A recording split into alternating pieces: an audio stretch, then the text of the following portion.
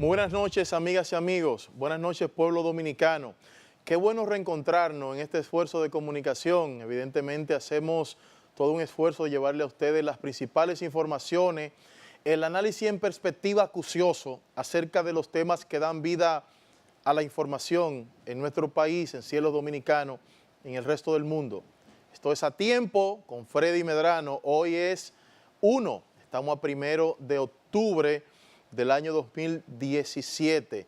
Evidentemente, pues que hemos tenido una semana bien cargada de informaciones por el expertise periodístico. Siempre los fines de semana el nivel de información desciende, pero hemos tenido varias semanas con un nivel de información bien alto. De inmediato vamos a ver cuáles son las condiciones del tiempo según el parte informativo de la Oficina Nacional de Meteorología, y es que debido a la humedad que presentan los suelos sobre las regiones este, noreste, sureste, y de acuerdo a las lluvias que se esperan, la ONAME ha emitido una alerta meteorológica por posibles inundaciones repentinas que puedan pues presentar ríos, arroyos o cañadas en las provincias de la Altagracia, El Ceibo, Atomayor, Samaná, San Pedro de Macorís, La Romana, y sin descartar que en transcurso del día de hoy y el día de mañana, pues existan otras provincias también que puedan recibir alerta por las mismas causas. Hoy domingo pues persistirá la vaguada sobre el país y la onda tropical estará afectando el territorio nacional, de manera que las precipitaciones serán muy notorias desde las primeras horas del día e incrementándose toda esta noche, cubriendo los sectores este, noreste y sureste y el centro, todo el centro del territorio nacional. Seguirán ocurriendo pues estas precipitaciones a partir de mañana, en estos primeros días del inicio de esta semana. Bueno, aprobado el presupuesto nacional sometido al Congreso de la República, a la Cámara de Senadores, Cámara de Diputados, pendiente también para su ratificación. Y evidentemente cuando vemos el tamaño del presupuesto del año 2018 nos damos cuenta que República Dominicana, independientemente de las críticas que se puedan tener con relación al tema de desigualdad, al tema de derechos humanos, hay que darle una A al asunto de la estabilidad económica en la República Dominicana. La primera vez que llegó en estos últimos 20 años el Partido de la Liberación Dominicana a la gobernanza de la cosa pública en el año 1996, apenas el presupuesto llegaba a unos 26 mil millones de pesos. Lo que quiere decir que si nosotros podemos hacer una media, una frecuencia potencial ese presupuesto de 26 mil millones, el presupuesto que tenemos ya aprobado para el año que viene de unos 814 mil millones, nos vamos a dar cuenta que ha crecido 31 veces más el presupuesto del año de 1996.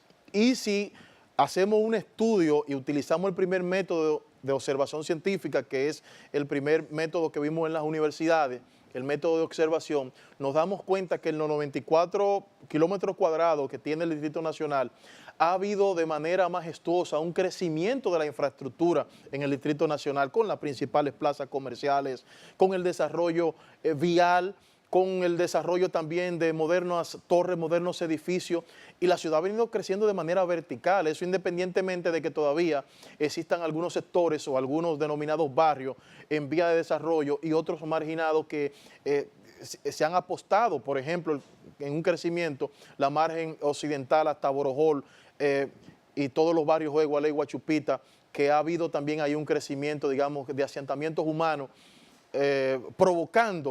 desafiando la naturaleza con esos asentamientos. Pero hay que destacar que el crecimiento económico ha sido el principal puntal de los gobiernos del Partido de la Liberación Dominicana, porque hemos tenido 2014, 2015, 2016 con un crecimiento por alrededor del 7%, y entonces eso le da un aval al PLD, a la dirección que ha tenido el presidente Danilo Medina, de cómo los sectores que tienen que ver con la productividad en la República Dominicana también han venido sosteniéndose y han tenido un comportamiento, digamos que incólume, pero también de crecimiento sostenido en estos últimos años. Miren, el comité político se va a reunir en el día de mañana. este 2, y entonces quedan pendientes cosas muy importantes. Recuerden ustedes que en la reunión pasada, creo que a mediados de este mes, del mes pasado, el mes de septiembre, pues tomaron algunas decisiones. No pudo continuar esa reunión porque el presidente Medina tenía algunos compromisos puntuales, entonces lo relativo al conocimiento de la ley de partido político, específicamente lo que tiene que ver con las primarias simultáneas y el padrón abierto o cerrado, eso quedó pendiente para esta reunión de mañana. Ahora, yo quiero significar algo. En esa reunión hubo un punto muy importante y es que a lo interno del PLD ha habido una puja muy grande con relación al tema femenino y la participación de las mujeres. Recuerden ustedes que de un 37% se pasó a un 40% en la participación o en la presencia de las mujeres en los cargos congresuales, en los cargos selectivos. Y en el caso de la municipalidad, específicamente en la regiduría, se llevó hasta un 50%, lo que quiere decir que ahí hubo un punto de avance con relación a discusiones internas en el Partido de la Liberación Dominicana.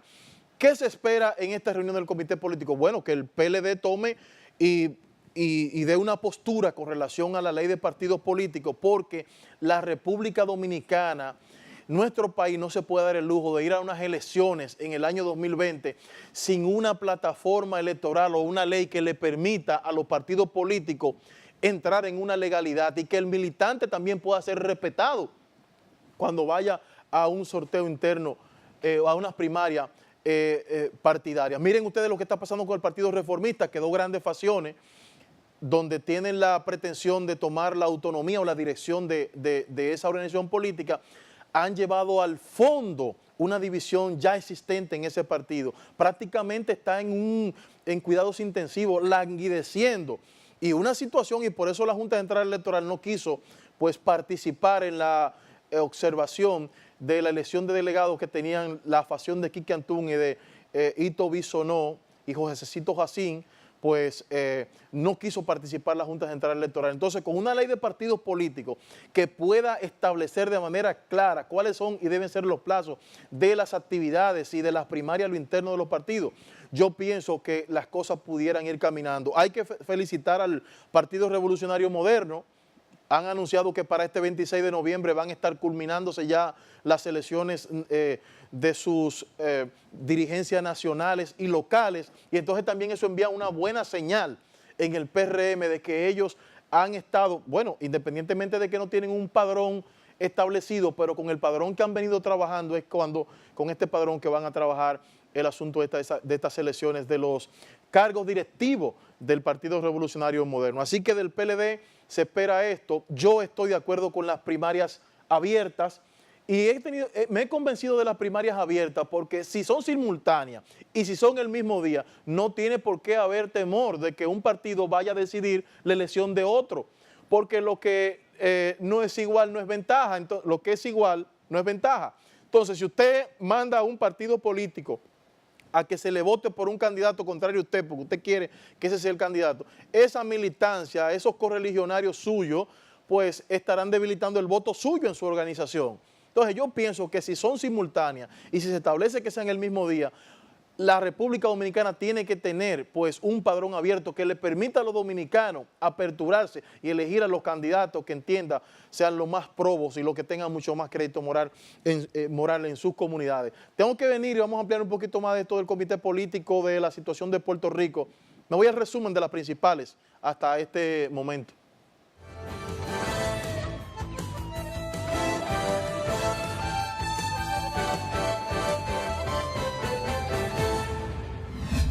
El presidente de la Suprema Corte de Justicia, Mariano Germán, reconoció que los abusos y delitos sexuales contra los menores de edad han aumentado en el país y que las necesidades de las víctimas no son consideradas de manera integral por el sistema de justicia. El primer juzgado de la instrucción del Distrito Nacional ordenó el envío a juicio al exdirector del INDRI, Héctor Rodríguez Pimentel, y a otras 6 personas a quien el Ministerio Público acusa de malversar más de 1.500 millones de pesos y más de 56 millones de dólares de esa institución.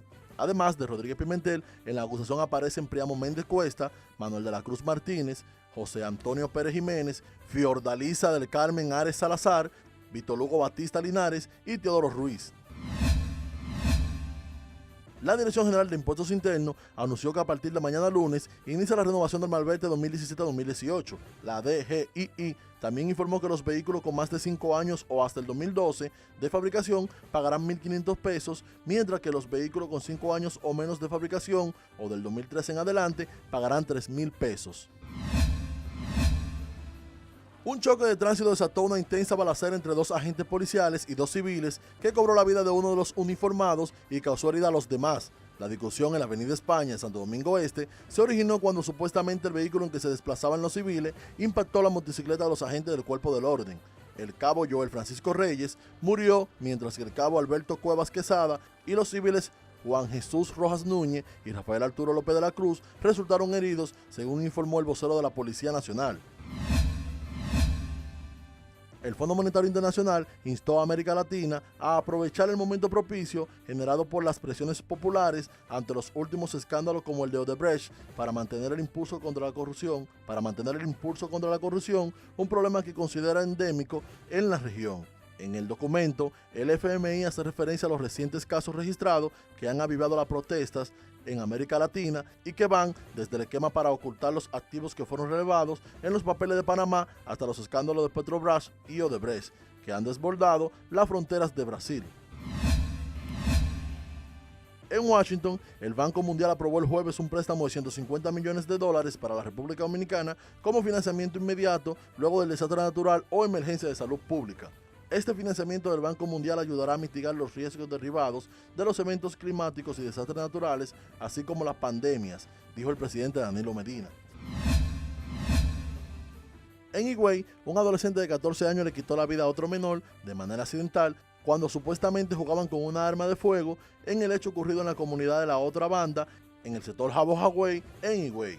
Carpio, quien era hijo de Belonier Carpio y Sandra Corporán, falleció en momentos en que era atendido en un centro de salud. Según el informe policial, el ahora occiso, Xavier Carpio, de 14 años, jugaba a la policía junto con un amiguito con el arma de fuego del padre de este último, un taxista de 40 años que se encuentra detenido para investigación.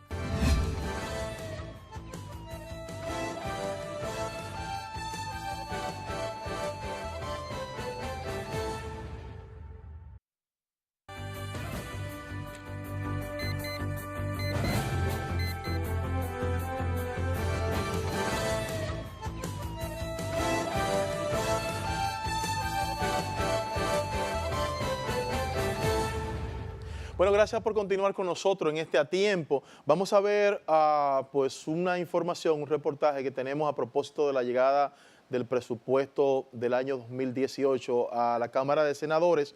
Habló el presidente del Senado, el doctor Reinaldo Pared Pérez, y dijo pues que será enviado este martes a una comisión bicameral, es decir, ambas cámaras, para el estudio y posterior aprobación de la pieza. Pared Pérez hizo el anuncio luego de que el ministro de Hacienda, Donald Guerrero, entregara el proyecto de presupuesto, el cual fue aprobado por el Consejo de Ministros el pasado lunes en el Palacio Nacional. Se sostiene la asignación de un 4% del Producto Interno Bruto al sector educación, que en el año 2018 recibirá 152.000 millones de pesos. El sector salud recibirá 78.000 millones de pesos, más 11.000 millones de pesos para la terminación de la construcción de hospitales y centros de atención primaria, de manera que el énfasis, como les decía, que viene haciendo el gobierno del presidente Medina en asistir tanto el sector educación como el sector salud se mantienen en este presupuesto. La entrega se realizó 2 días antes de que se cumpla el plazo constitucional para ello, ya que el Congreso necesita tenerlo por lo menos 3 meses antes de que concluya el año. Lo que sucede es que la economía crece, y como la economía crece, también crece el presupuesto. Y las demandas de la población también crecen. ¿Sí? Es alta, no es alta, es decir, es justo lo que el país está demandando y lo que el gobierno puede ofrecer. El presupuesto vigente es de más de 711.000 millones de pesos. Con el proyectado para el próximo año se realizaría un aumento comparativo de 64.479 millones, es decir, un 10.3%. Bueno, vamos a ver opiniones de legisladores de diferentes bancadas, pues tienen como punto de encuentro el peso de la deuda, que dicen que es pues el punto discordante en este nuevo presupuesto. Legisladores de oposición calificaron de irresponsable el proyecto de presupuesto del 2018 por un monto de 814.821 millones de pesos. Farideh Raful, miembro de la Comisión de Hacienda de la Cámara de Diputados, dijo que se debe racionalizar los gastos para evitar el endeudamiento. Cada año aprobamos un presupuesto en el Congreso Nacional que se aprueba con un déficit ya preaprobado y que implica que nosotros nos endeudemos para que ese presupuesto pueda ser ejecutado, cuando lo que debemos es revisar la calidad del gasto que tenemos a nivel del gobierno central en cada uno de los ministerios para reducir parte de esos gastos y de la nómina pública. Mientras que el vocero del PRM, Alfredo Pacheco, deploró que una parte del presupuesto sea destinado al pago de la deuda. A que tenemos que hacer un freno, un stop con el tema de las deudas para lograr que en vez de nosotros tener que pagar una gran parte del presupuesto o invertir una gran parte del presupuesto en el pago del servicio de las deudas, estos recursos puedan continuar siendo parte del desarrollo de la República Dominicana. Las ejecutorias de las gestiones del PLD, evidentemente el gasto corriente se ha llevado el presupuesto y no hemos tenido un gasto responsable. También el Partido Reformista tiene su posición en torno a este proyecto de ley que será enviado y conocido en ambas cámaras. Porque un presupuesto que no toque un aumento salarial con el aumento de la canasta familiar es un presupuesto nefasto. Mientras que en la parcela PRDista aseguran que deben esperar el proyecto de presupuesto para conocer su estructura. Y yo digo lamentable porque es de suponerse que el presupuesto, lo más importante de un presupuesto es el gasto de capital. Pero por la situación que está atravesando nuestro país, es evidente que de alguna manera hay que priorizar los aspectos sociales. Bueno, cambiando de tema, el Tribunal Superior Administrativo pues falló a favor del Ministerio de Medio Ambiente del Estado Dominicano, de la Alcaldía de Santo Domingo Norte, con relación al conflicto que sostenía el Estado con la empresa La Jun Corporation y la administración del vertedero o del botadero de Duquesa. La comisión estará integrada por el Ministerio de Medio Ambiente, quien la preside, además del Ministerio de Salud Pública y el Ayuntamiento de Santo Domingo Norte. Dicha comisión provisional finalizará sus funciones cuando ocurra una de estas dos situaciones. A juicio de ella misma haya cesado el peligro de un daño ambiental o sanitario en la zona. Y B, si interviniese un fallo al fondo con respecto al recurso administrativo principal del cual depende esta solicitud cautelar. De inmediato la decisión fue saludada por el alcalde René Polanco y las demás autoridades municipales como FEDOMU. Aquí ha ganado la municipalidad y por qué no que pudimos dar a demostrar de que en términos reales este vertedero se estaba mal administrando. Realmente sabemos que es un reto ahora que empieza nuevo, tanto el Ministerio de Medio Ambiente y el Ayuntamiento de Santo Domingo Norte como el Ministerio de Salud Pública, reunirse de inmediato para tomar las medidas que sean necesarias a los fines de regularizar el vertido de residuos sólidos en el vertedero de Duquesa. Bueno, vamos a ver, y continuando con este tema de la administración de Duquesa, pues el que 3 instituciones asumieron, pues formalmente la administración del sumidero. Vamos a ver.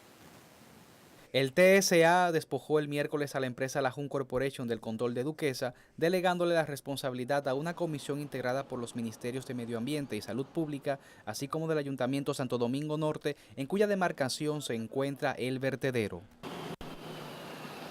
La tarde de este lunes, con la entrada de maquinarias facilitadas por Medio Ambiente, ya que la Jun retiró sus equipos del lugar, la comisión hizo la toma oficial de la administración del sumidero. Vamos a tapar la basura, que es el principal problema que tiene aquí en Duquesa, la basura que no se ha tapado nunca. Se tapó en principio nada más y jamás se volvió a tapar. Eso genera vectores, insectos, ratas, cucarachas y demás. Y nosotros esperamos ahora con estas medidas que vamos a tomar en principio, en los primeros 45 días, tratar de disminuir, que ustedes puedan venir aquí y no haya malos olores. Que los vertidos sean fluidos, que no haya problema, que hoy llovió y no se puede vertir. Flores Chan dijo además que remozarán la vía de acceso al vertedero, el cual en lo adelante estará abierto las 24 horas. Primero, manteniendo el vertedero abierto a las 24 horas del día para que siga vertiendo residuos. Aumentar la flotilla de tractores que está operando de 3 a 5. Contratar o conseguir o traer 2 retropalas, 1 pala y 5 camiones de volteo. Bueno, nos vamos a un contacto de publicidad y retornamos de inmediato con más.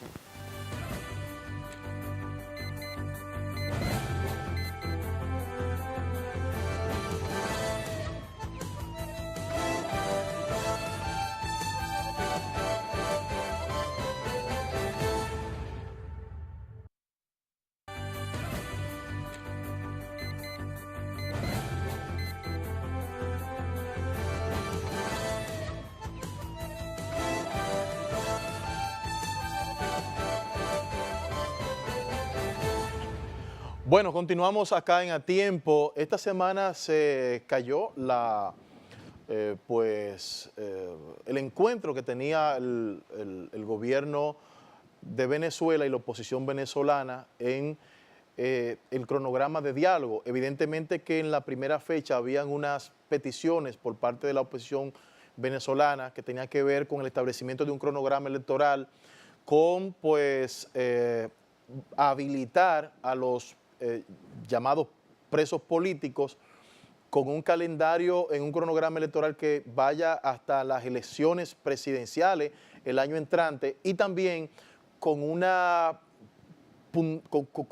puntuada intención en el tema de la economía, que son, digamos, que ha sido uno de los puntos más neurálgicos de la actual situación de debacle que vive Venezuela. Hay un punto bien álgido en todo esto y ha sido las consecuencias de los muertos que han caído a propósito de esta crisis y de estos enfrentamientos del gobierno venezolano y de la oposición venezolana, y también la cruda situación económica que ha tocado fondo en ese país sudamericano. Un reportaje a propósito de este comentario que he hecho.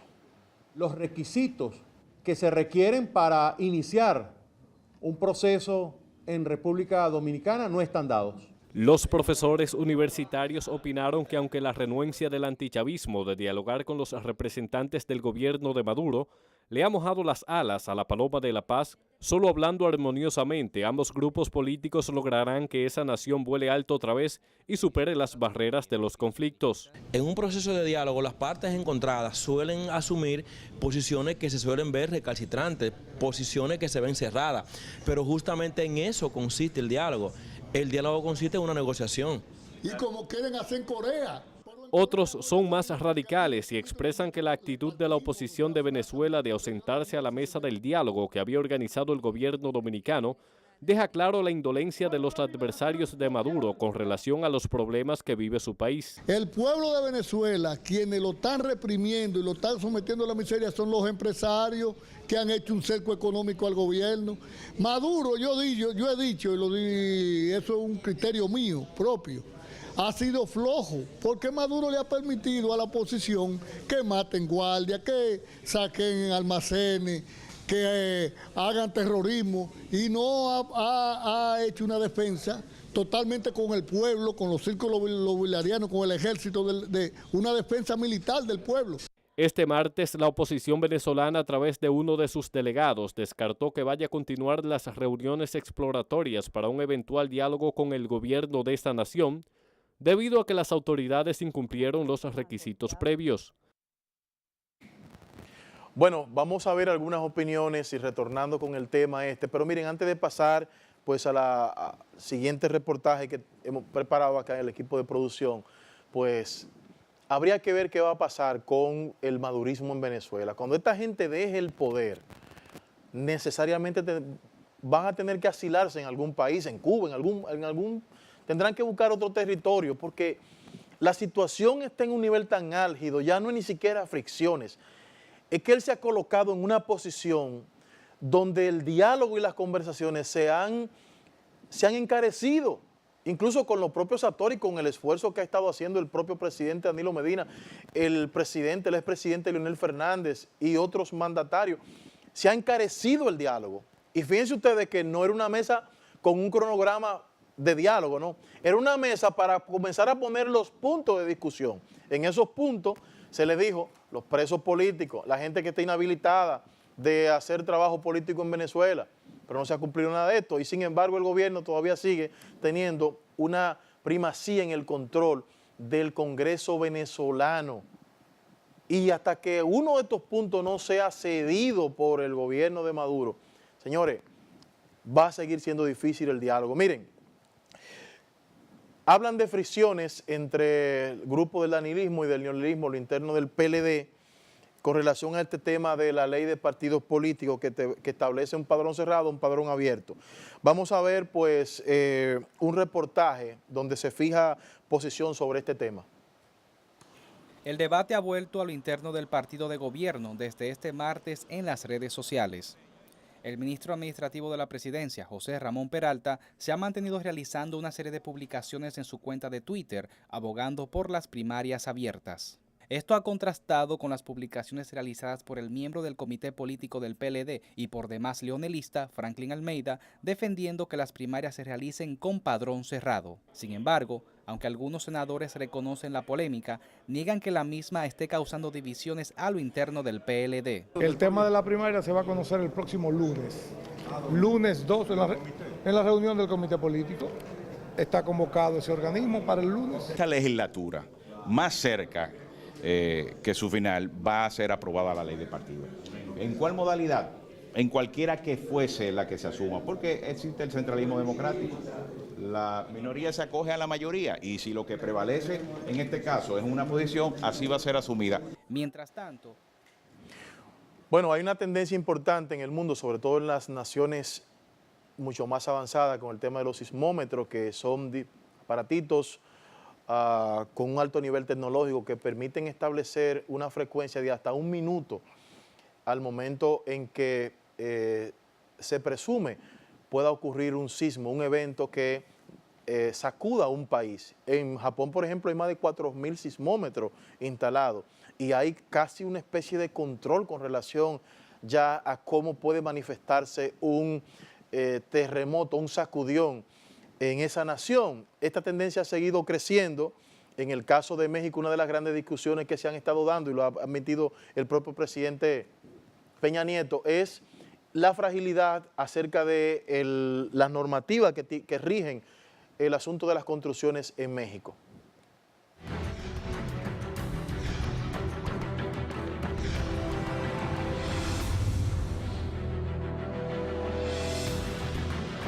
Dormimos 6. Mi familia duerme aquí. En el campamento improvisado hay carencias, frío e incomodidad, pero el temor de regresar al edificio de 7 pisos que tiene grietas en casi toda la estructura es mayor. Pues con miedo toda la gente se vino pues aquí. Nos dijeron que pues aquí estuviéramos hasta que nos dieran un lugar donde vivir. Después del terremoto del 19 de septiembre pasado, piso 4. La Secretaría de Protección Civil de la Ciudad de México inició con las revisiones de inmuebles y casas dañadas. Ellos son quienes emiten el dictamen oficial para saber si una vivienda puede ser o no habitada. Hasta ahora las autoridades han declarado más de 2.400 edificios dañados e inhabitables. Algunas escuelas no han podido regresar a clases porque en las colonias donde se encuentran todavía hay calles cerradas, edificios desalojados y otros a punto de ser derrumbados. Este colegio no sufrió daños, así se lee en una hoja pegada a la entrada, emitida por las autoridades correspondientes. Pero esta profesora aún no sabe cuándo podrán volver a clases. Por eso la escuela utiliza una aplicación para continuar con las tareas. Es algo que ahorita perfectamente pueden hacer ellos desde casa. Muchos estaban llorando. Los alumnos como Emiliano quieren regresar para ver a sus amigos, pero siguen asustados. Miedo que, por ejemplo, algo se caiga cerca de mi casa, cerca de la escuela, cerca de donde estoy. 978 escuelas tienen daños en la capital mexicana, según un censo de la Secretaría de Educación Pública. Conforme pasan los días, el miedo a otro temblor y la incertidumbre no abandonan a los residentes de la capital. Bueno, el mundo vive momentos de inestabilidad, de intranquilidad debido a todas estas situaciones, estos fenómenos que han estado ocurriendo. Estos fenómenos, Irma y María, han dejado más de 80 personas muertas, en el Caribe. En el caso, por ejemplo, de Dominica, todavía devastada, 73,000 habitantes. Guadalupe, que tiene aproximadamente unos 400,000 habitantes, también con daño a la propiedad bastante pronunciado. Y en Puerto Rico lo que ha ocurrido, señores, es una debacle. Estamos hablando que el 95% de los puertorriqueños no tienen energía eléctrica, más de la mitad no tienen agua. Hay un encarecimiento al día de hoy del asunto de los combustibles tremendo. Las filas son inalcanzables, 3, 4 de la mañana haciendo una filita para usted conseguir un poco de agua, conseguir un poco de combustible. Ustedes saben que hay unos códigos diferentes porque Puerto Rico en el año de 1952 legisló para hacerse un estado asociado de los Estados Unidos, y entonces a partir de ahí algunas decisiones, independientemente de que tienen una gobernación como los demás 50 estados de Estados Unidos, tienen que hacerse bajo unos parámetros, bajo unas normativas, y no se le permitía, o hay un código muy cerrado para las embarcaciones que no provienen de Estados Unidos con temas de combustible y otro tipo de código que maneja Puerto Rico. Hay una apertura, la ha abierto el propio gobernador Ricardo Rosselló, de que otras barcazas, de que otros barcos puedan ir a Puerto Rico a llevar combustible porque la situación es difícil. Estamos hablando de que la AT&T ha estado desplegando una serie de antenas, llevando antenas para que la gente pueda tener alguna comunicación. Y esos llamados celulares, que aquí le llamábamos los walkie-talkie, que son unos teléfonos grandísimos, son los que se han estado usando para que la gente tenga algún nivel de comunicación, porque también mucho más, claro que sí, de la mitad está incomunicada en Puerto Rico. Incluso figuras del arte como Don Omar y otra figura importantísima, Daddy Yankee, que son gente que se mueven en géneros urbanos y eso, pero que tienen gran pegada y son íconos de ese país en el término del arte, han hecho llamados a familiares y amigos parientes de que se les informe al principio de esta semana de familiares y de cómo ha estado la situación en Puerto Rico. Ha dicho el presidente Donald Trump que va a ir este martes, es decir, pasado mañana, y se han levantado muchas críticas, se han agudizado las críticas debido a la respuesta que ha tenido el gobierno de los Estados Unidos, que a mí también me ha parecido que han sido muy lerdas, han sido muy lentas con relación a lo que ha estado pasando en Puerto Rico. Un país ya sometido a una situación difícil, señores, de casi 80,000 millones de dólares en deuda, sin ninguna respuesta para poder enfrentar esa situación. Y ahora fíjense ustedes lo que pasó con María y con Irma, que solamente en Filipinas el huracán Haiyan en el año 2013 tuvo el impacto que ha tenido María en Puerto Rico. Y la velocidad de este penúltimo, es decir, de Irma, que estaba por 297 kilómetros los vientos por hora, no alcanzaron en Filipinas el Haiyan, que devastó Filipinas en el año 2013. Vamos a ver algunas opiniones de puertorriqueños que están tanto inconformes con el manejo que le ha dado el presidente Trump. Así amanece Puerto Rico. A 9 días del desastre hay filas para todo. La gasolina, los bancos, el agua. Y en medio de tanta necesidad surge una pregunta con mayúsculas. ¿Qué pasa con la ayuda? Hoy el presidente Trump se felicitaba por la respuesta a la crisis en Puerto Rico. Pero más allá de los tweets, la administración ha tenido que nombrar a un general para hacer frente a los datos que muestran que Estados Unidos ha enviado 4 veces menos soldados a Puerto Rico que a otros desastres naturales. Noticias Telemundo tuvo la oportunidad de confrontar al general a cargo de la reconstrucción. Le pregunté si considera que 5,000 soldados son suficientes, teniendo en cuenta que Estados Unidos envió 22,000 tropas a Haití y 24,000 a Japón. Hoy al fin hemos visto tiendas abiertas, hemos visto soldados repartiendo ayuda. La secretaria de Seguridad Nacional llegó a Puerto Rico a evaluar los daños y dijo que la respuesta del gobierno ante el desastre eran buenas noticias. La burocracia. Carmen Yulín, alcaldesa de San Juan, reaccionó indignada, asegurando que su gente está lejos de vivir una buena historia y que aquí se mueren de hambre. Y si nos quieren dejar morir de hambre y de sed, que lo digan.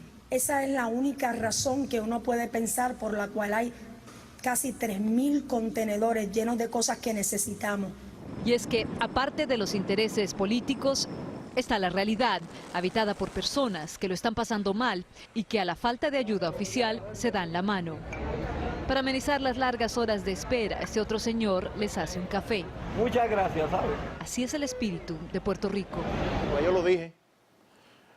Bueno, vamos entonces a ver, miren señores, 22 muertos en Bombay, eso es en la India, una estampida en una estación ferroviaria, en una estación del tren, pues provocó más de 30 heridos. Y hay personas en un estado agónico, de esos heridos, personas en estado de gravedad.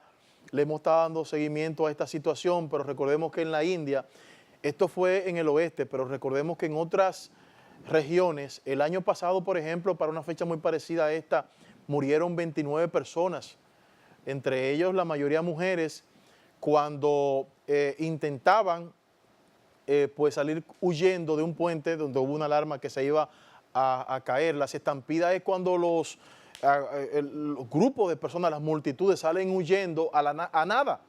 Y esto se da también por un tema religioso. Hay una secuencia de muertos por temas religiosos, de gente en la India que sale corriendo, no se sabía qué, y entonces ocurren tragedias, sucesos como este. En julio, yo recuerdo que hubo 27 muertos porque unas mujeres cayeron en un río, se mandó, como dicen aquí en nuestros campos, en nuestros barrios, se mandó una multitud a correr, ahí murieron 29. Es decir, que esto es casi anual, ocurren 1 o 2 eventos como este. Hay un reportaje con relación al tema de la India. Al menos 22 personas murieron y alrededor de 25 resultaron heridas como consecuencia de una estampida en un pasadizo de una estación de Bombay, al oeste de la India. El incidente se produjo después de que cerca de 100 individuos se refugiaran de la lluvia bajo un puente que sirve de pasadizo hacia la estación de metro Elphinstone Road. Cuando la tormenta amainó, las personas que se encontraban en su interior intentaron salir de ahí, provocando una gran avalancha. Los heridos fueron trasladados rápidamente al hospital para darles atención de emergencia, ya que muchos de ellos se encuentran en situación crítica. El primer ministro indio Narendra Modi mostró sus condolencias en un mensaje de Twitter, en el que lamentó el horrible incidente y aseguró que la situación estaba siendo monitorizada por el ministro de Ferrocarriles y Carbón. Las estampidas son relativamente frecuentes en la India, especialmente durante celebraciones religiosas. Bueno, vámonos a la internacional y retornamos con la parte complementaria de este espacio.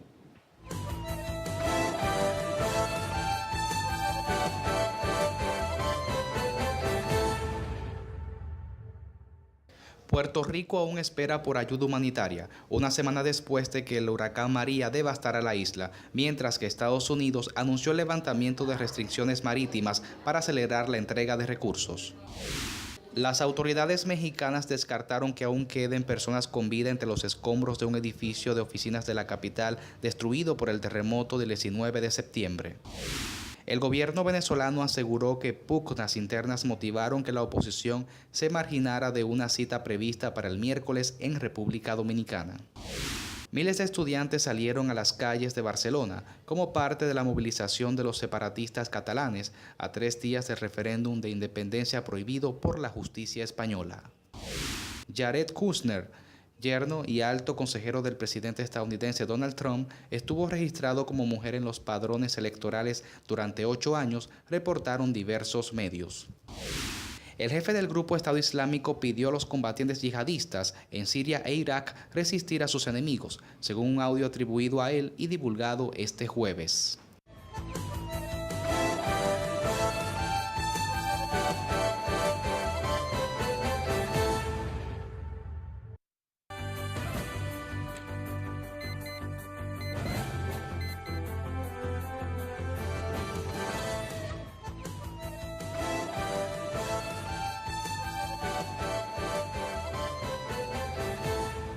Señores, agradecerles el favor de su sintonía. Recuerden nuestra retransmisión, hacemos los martes. Decirles que la pasen bien, sobre todo si es en familia.